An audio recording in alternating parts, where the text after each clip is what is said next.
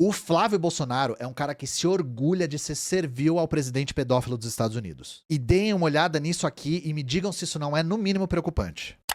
Governo Trump planeja enviar funcionários ao Brasil para questionar a integridade das urnas eletrônicas. Gente, o regime Donald Trump montou uma comitiva para questionar o sistema eleitoral brasileiro. A proposta de comitiva era formada por 2 subsecretários do Departamento de Estado, Riley M. Barnes e Samuel Sampson. O que o governo brasileiro fez? Considerou que isso se trata de uma visita para organizar uma campanha difamatória contra as urnas eletrônicas e negou o visto para os 2 golpistas.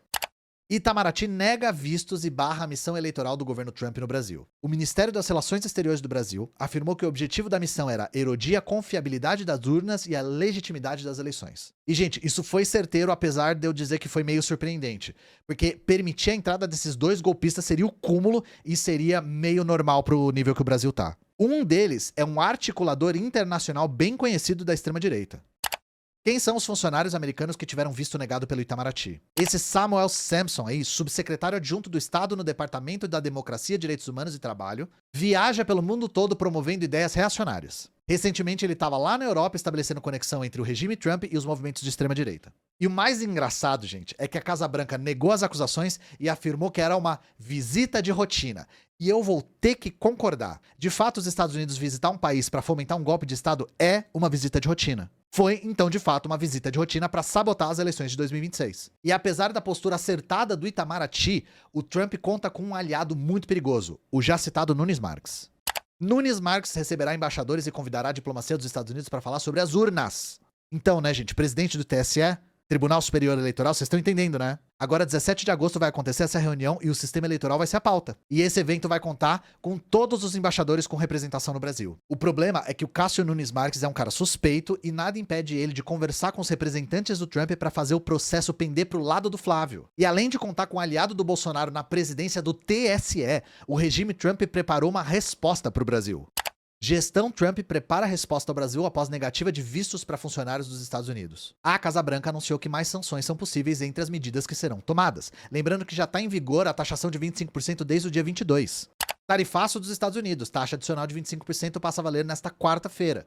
Veja perguntas e respostas. Então é provável que a gente tenha mais tarifa imposta por ser minimamente soberano. Então, diferente de 2022, que tinha uma conspiração interna contra as eleições, agora tem um cerco internacional com uma quinta coluna. O Trump ameaça as eleições, apoia o Flávio Bolsonaro e impõe medidas para sabotar o nosso país. No Brasil já existe um movimento disposto a implementar uma conspiração contra as urnas e o presidente do TSE é bolsonarista. Isso aqui é uma tempestade perfeita. E existe um problema aqui que é, eleitoralmente, essa aliança não é positiva para o Flávio Bolsonaro. As pesquisas já estão mostrando isso, a maior parte da população vê ele como responsável pelo tarifaço.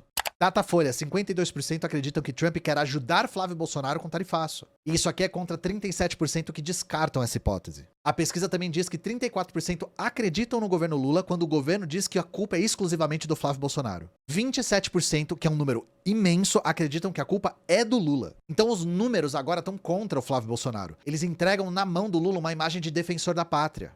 Eleitor considera Lula mais patriota que Flávio Bolsonaro, aponta a pesquisa Genial Quaest. A gente já falou sobre isso em outro vídeo, o vídeo sobre o Flávio ser a cadelinha do Trump. A maior parte dos brasileiros considera o Flávio um fantoche do Trump. E a questão é, como o Flávio Bolsonaro tá vendo que a chance dele perder é bem alta, isso tá importando cada vez menos. O Flávio Bolsonaro tá contando cada vez mais com a intervenção estrangeira. Vocês já viram um pouquinho disso com o reconhecimento do PCC e do Comando Vermelho como organizações terroristas. E caso não fique claro, a legislação imperialista permite que os Estados Unidos invadam o país por conta disso. O questionamento das urnas é outro flanco para a intervenção. Dá aos militares brasileiros uma outra chance de outro golpe. E seria um golpe do mesmo jeito que foi tentado, só que agora com apoio internacional que o Brasil não tinha na época. O risco é gigantesco e o Flávio Bolsonaro tá parecendo já contar mais com isso do que com o resultado das eleições. E por que eu tô afirmando isso com tanta categoria? Porque o cara tá vendo que a ligação dele com o Trump tá derrubando as intenções de voto nele. E mesmo assim ele continua se aliando com o Trump. O que tá parecendo é que ele tá apostando todas as fichas dele na tentativa de um golpe. Parece que ele acredita que ele ofereceu tanta coisa, mas tanta coisa pro Trump,